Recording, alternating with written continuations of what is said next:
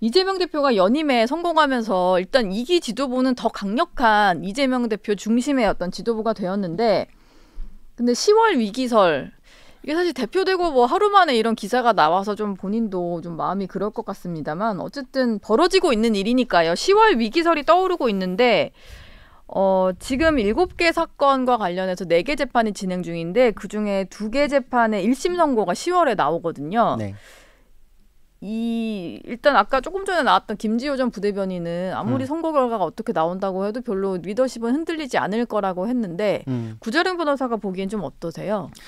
그 희망사항이시죠, 그분의. 예. 그리고 이재명 대표의 희망사항인데, 그거를 위해서 당대표 선거도 진짜 뭐 24년 만인가요? 연임 최초였는데, 그 24년 전에도 DJ가 했던 거는 당정 일체로 총재 시절이니까 가능했던 일이고, 네. 당정 분리됐던 이후는 처음이잖아요. 그리고 정말 대선을 생각하신다면 당대표 자리는 한번 놨다가 나중에 대선 주자로서 뛰는 게 낫지 않냐. 예.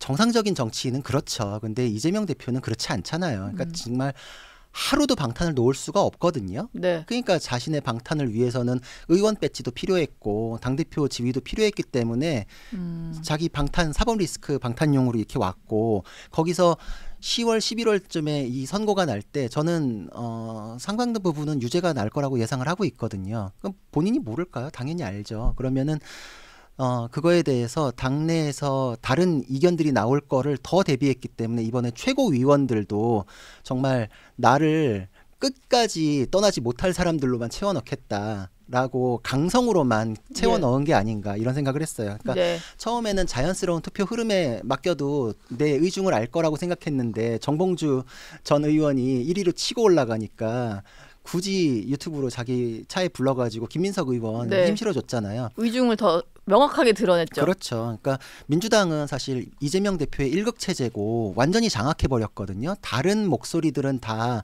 예전 친문으로 이어진 세력들은 다 축출당했고, 지난 총선 때 이제 어버이 정당이라고 불러도 내부에서 딱히 뭐 반대도 안 하더라고요. 반발도 안 하고 아버지라고 스스로 부르잖아요. 그러니까 민주당의 아버지인 이재명 대표가 최고위원들도 친자 확인을 해준 거예요. 김민석 후보를 보고 이 사람이 내 친자가 맞다. 네. 그러니까 이제 1위가 되잖아요.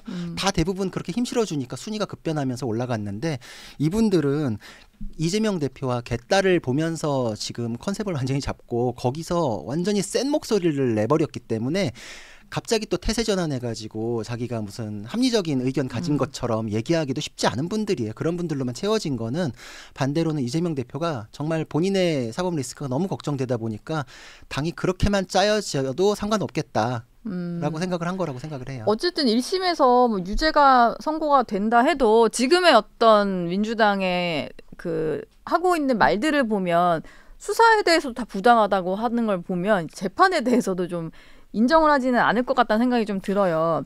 근데 뭐 본인 재판도 본인 재판인데, 이번 주에 또 상당히 중요한 2개 재판이 선고가 예정이 되어 있는데요. 백현동 개발비리 사건과 관련해서 임정혁 전 고검장에 대한 1심, 그리고 김인섭 전 한국하우징기술 대표 2심 선고가 있거든요. 이게 좀 어려운데, 구자룡 변호사가 지난번에도 어떻게 이재명 대표까지 연관이 되느냐를 설명해 주셨던 것 같아요. 이게 왜 중요한 재판인 건가요?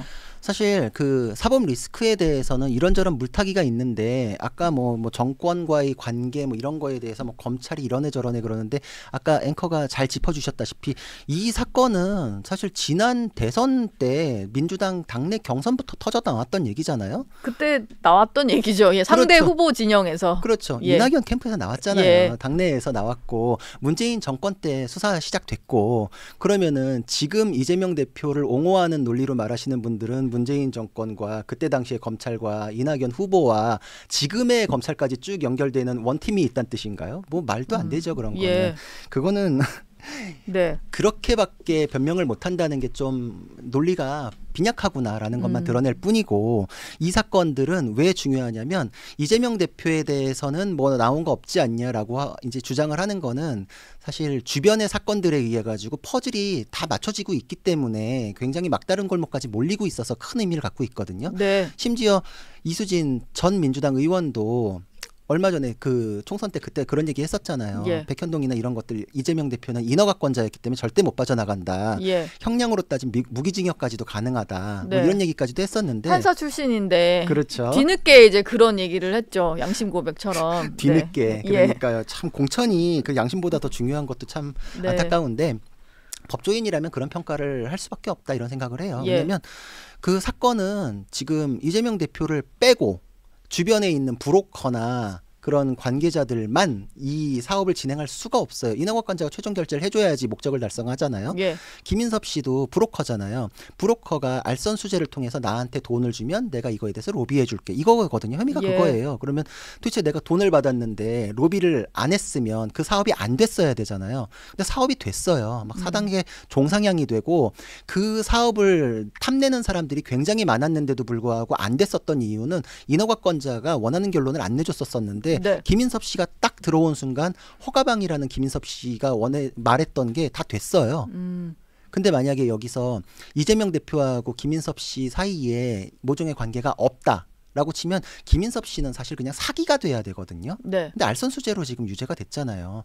알선에 대해서는 지금 퍼즐이 맞춰지고 있다 이런 생각이 들고 이게 또 중요한 게 뭐냐면 이재명 대표의 사건 하나만 딱 있다라고 하면 대단한 권력자잖아요.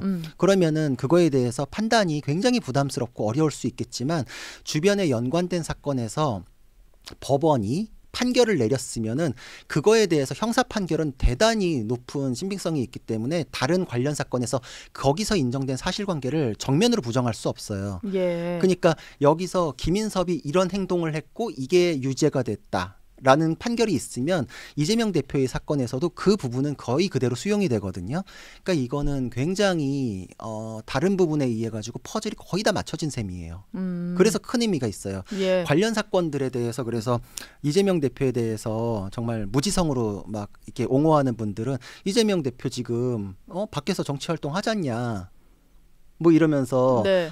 무죄를 확신한다. 뭐 이러는데 주변 분들 지금 다 구속됐거든요. 예. 굉장한 중형들이 선고가 되고 있어요. 본인은 일단 본인만 빼고 주변인들은 다 그렇죠. 꽤 중형을 선고받았죠.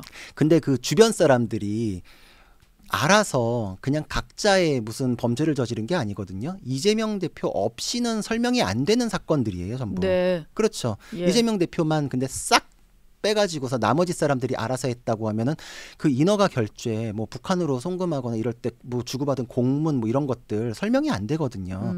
이재명 대표는 그러면은 거기에서 뭘 하신 분인가? 네. 이거는 뭐 성남시장 때부터도 보도블럭 뭐 1,000만 원짜리 공사 정도부터도 다 직접 관여한다고 그렇게 자랑하시던 분이잖아요. 근데 이제 와가지고 그거 거대한 사업들에 대해서 잘 모르고 뭐 이화영 부지사가 다 했고 네. 뭐 이런 식으로 이거는 뭐 상식적으로도 말이 안 되지만 법적으로도 더 그렇기 때문에 이게 차곡차곡 근거가 쌓이고 있다 이렇게 보시면 될 것 같아요. 예.